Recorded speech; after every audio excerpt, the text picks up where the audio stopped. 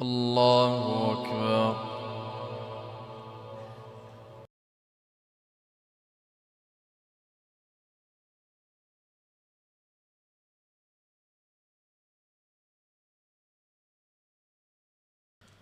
الحمد لله رب العالمين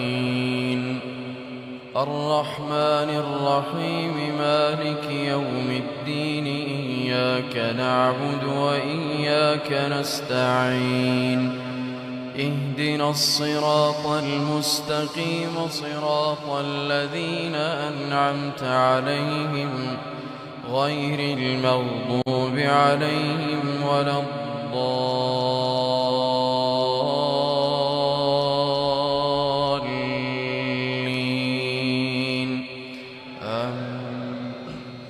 حميم.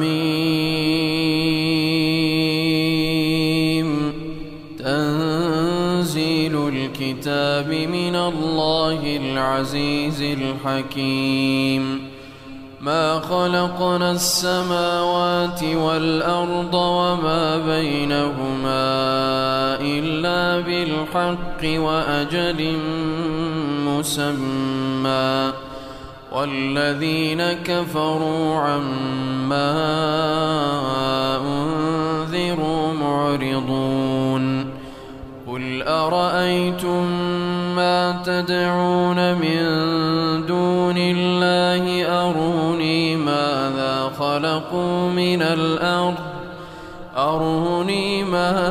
خلقوا من الأرض أم لهم شرك في السماوات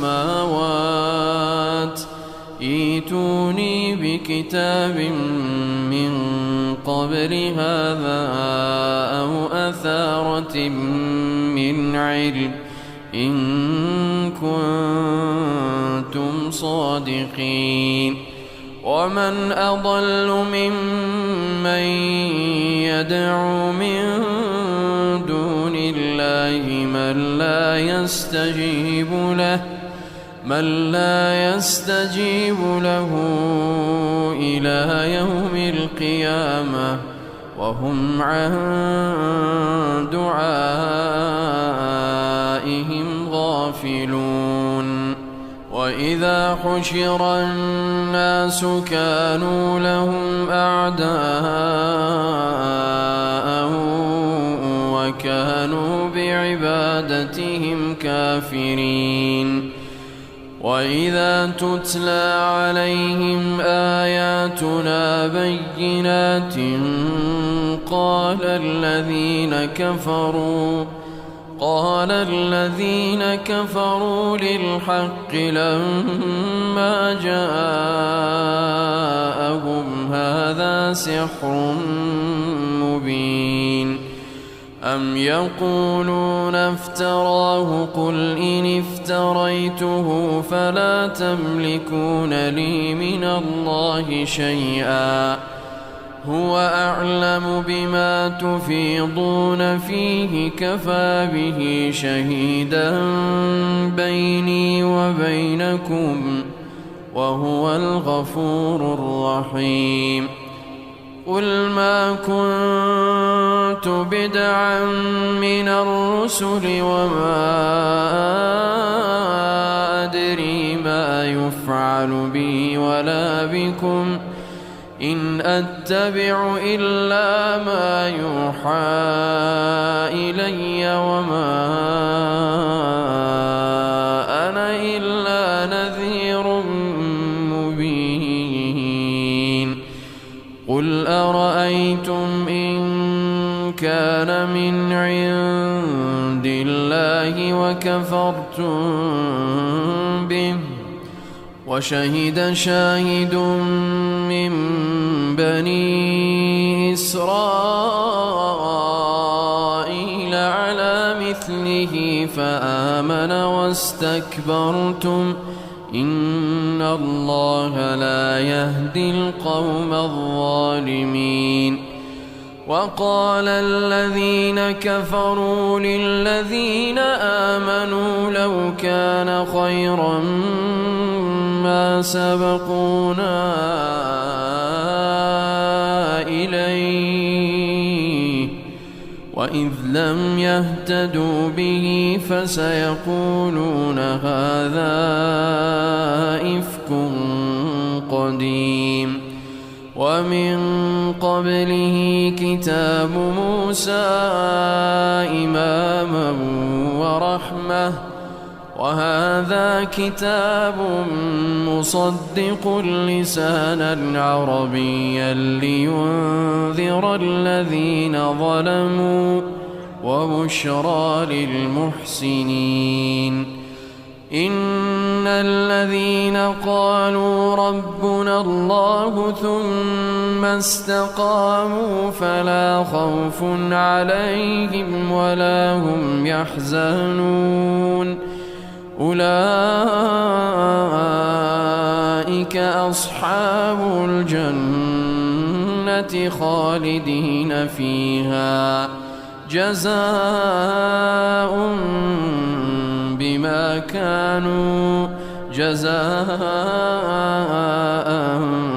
بما كانوا يعملون ووصينا الإنسان بوالديه إحسانا حملته أمه كرها ووضعته كرها وحمله وفصاله 30 شهرا حتى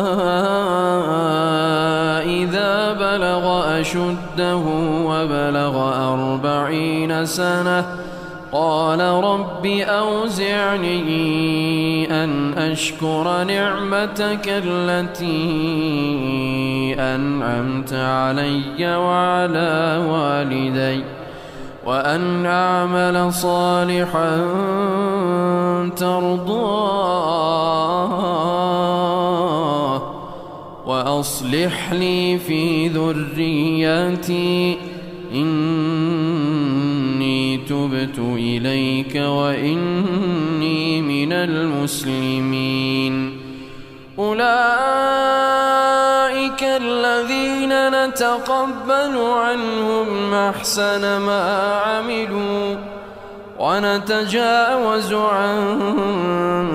سيئاتهم في أصحاب الجنة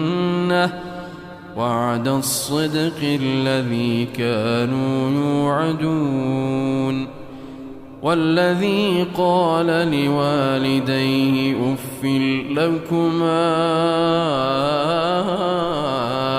أتعدانني أن أخرج وقد خلت القرون من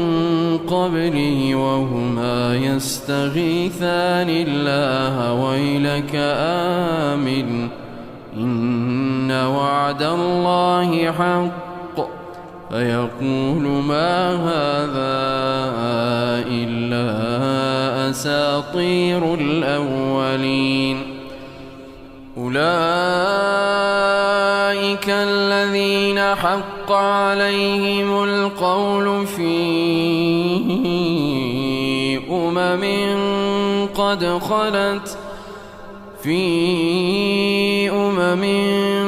قد خلت من قبلهم من الجن والإنس إنهم كانوا خاسرين ولكل درجات مما عملوا وليوفيهم أعمالهم وهم لا يظلمون ويوم يعرض الذين كفروا على النار أذهبتم طيباتكم في حياتكم الدنيا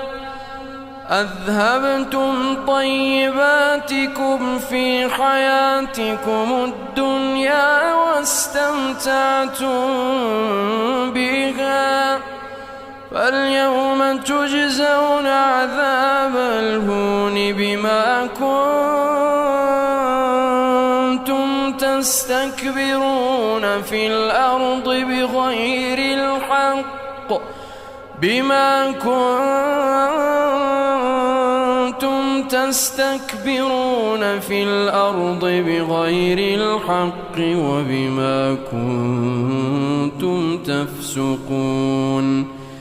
واذكر أخا عاد إذ أنذر قومه بالأحقاف وقد خلت النذر من بين يديه ومن خلفه ألا تعبدوا إلا الله إني أخاف عليكم عذاب يوم عظيم قالوا أجئتنا لتأفكنا عن آلهتنا فأتنا بما تعدنا إن كنت من الصادقين قال إنما العلم عند الله وأبلغكم ما أرسلت به ولكني أراكم قوما تجهلون فلما رأوه عارضا مستقبل أوديتهم قالوا هذا عارض ممطرنا بل هو ما استعجلتم به ريح فيها عذاب أليم تدمر كل شيء بأمر ربها فأصبحوا لا يرى إلا مساكنهم كذلك نجزي القوم المجرمين ولقد مكناهم في ماء مكناكم فيه وجعلنا لهم سمعا وأبصارا وأفئدة فما أغنى عنهم سمعهم ولا أبصارهم ولا أفئدتهم من شيء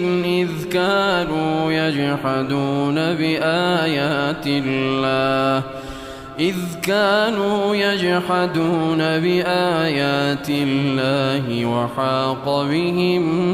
ما كانوا به يستهزئون ولقد أهلكنا ما حولكم من القرى وصرفنا الآيات لعلهم يرجعون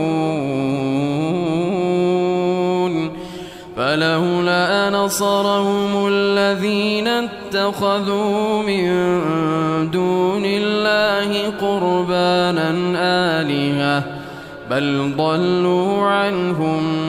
وذلك إفكهم وما كانوا يفترون وإذ صرفنا إليك نفرا من الجن يستمعون القرآن فلما حضروه قالوا أنصتوا فلما قضي ولوا إلى قومهم منذرين قالوا يا قومنا إنا سمعنا كتابا أنزل من بعد موسى مصدقا لما بين يديه يهدي إلى الحق وإلى طريق مستقيم يا قومنا أجيبوا داعي الله وآمنوا به يغفر لكم من ذنوبكم ويجركم من عذاب أليم ومن لا يجب داعي الله فليس بمعجز في الأرض وليس له من دونه أولياء أولئك في ضلال مبين أولم يروا أن الله الذي خلق السماوات والأرض ولم يعي بخلقهن بقادر على أن يحيي الموتى بلى إنه على كل شيء قدير ويوم يعرض الذين كفروا على النار أليس هذا بالحق قالوا بلى وربنا قال فذوقوا العذاب بما كنتم تكفرون فاصبر كما صبر أولو العزم من الرسل ولا تستعجل لهم كأنهم يوم يرون ما يوعدون لم يلبثوا إلا ساعة من نهار بلاغ فهل يهلك إلا القوم الفاسقون.